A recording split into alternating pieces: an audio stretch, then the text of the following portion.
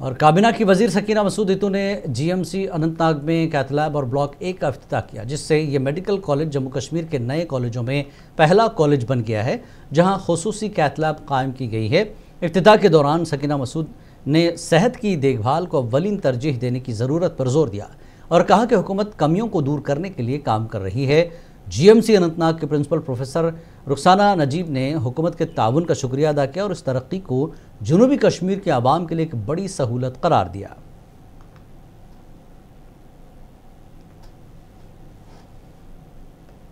Department को जो ये इस पे काम कर रहे थे उनको भी मैंने लिया, और जो यहाँ पे हमारे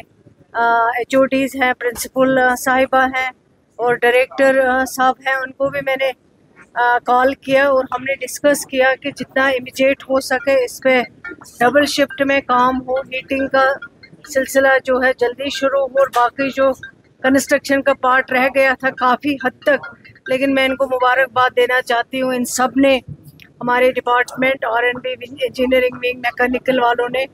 बहुत काम किया है रात दिन इन 4 महीनों में और कंप्लीट करके दिया। आज यहाँ पे मुझे खुशी हो रही है कि लोगों का जो पेशेंट केयर है उससे इसमें मदद